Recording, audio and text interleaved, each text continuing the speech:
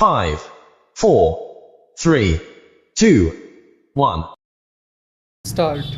Learned Counsel for the District Cooperative Banks, however, submitted that the Reserve Bank of India must assure that the entire amount offered by the district cooperative banks for exchange after due verification in the form of demonetized notes will be duly replaced by commensurate amount of legal tender notes contemporaneously stock.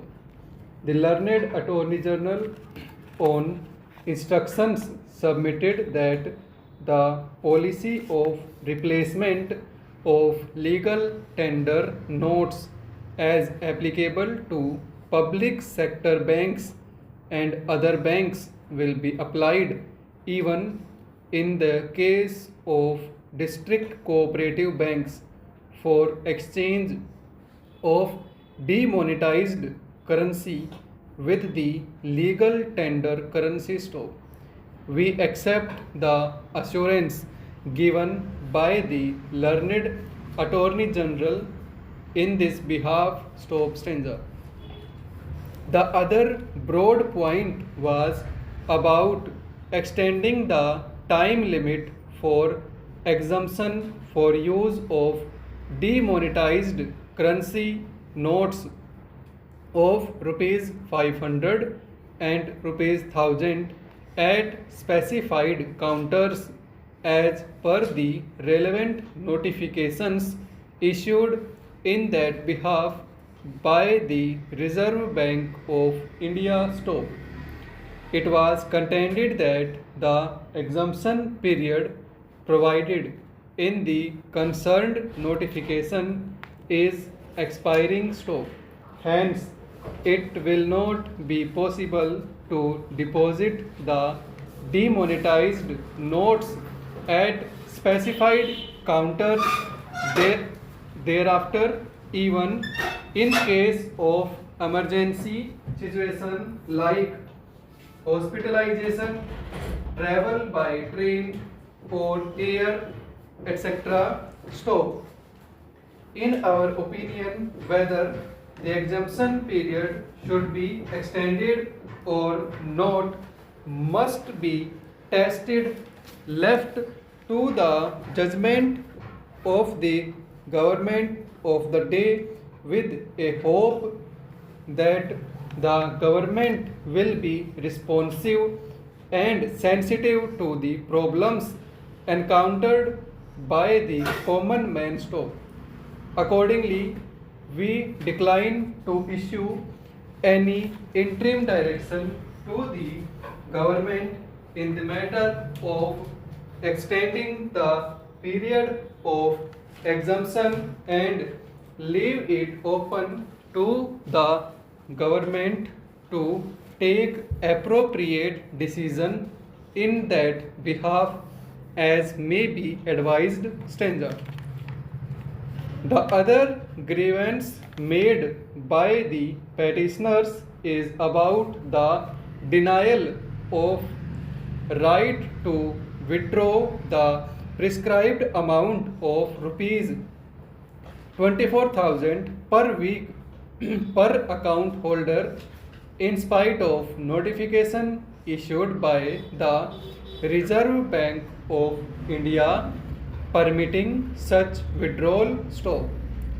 It was submitted that if the government has issued such notification after due consideration, it is obliged to ensure that its commitment made under the said notification is implemented without any exception stock.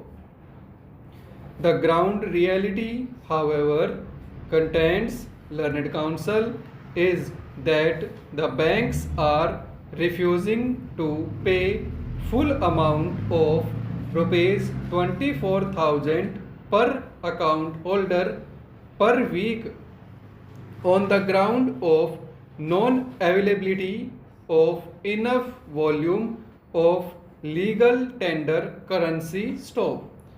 According to the learned Attorney General, the government has already made it imply clear that it would take around 50 days time to streamline the cash flow stock. That period is still not exhaustive stock. He submits that as of now, the Reserve Bank of India has been able to infuse around rupees 5 lakh of the new legal tender notes in the form of rupees 500 and rupees 2000 stock. That is almost over 40% of the amount of demonetized notes already deposited with the bank's stock. Further, the authorities are working to the best of their ability to diffuse the crisis of cash flow situation by printing new notes stanza. It is further submitted that for the nature of decision taken by the government to unearth the black money or unaccounted money and to dry up the terror fund and defeat the attempt of circulation of large scale counterfeit currency. Maintaining complete secrecy of such a decision was imperative step. For that reason, new currency notes could not be printed well in advance step. He submits that the old demonetized notes will be replaced by new legal tender notes in the form of rupees 500 and rupees 2000 progressively in right earnest step.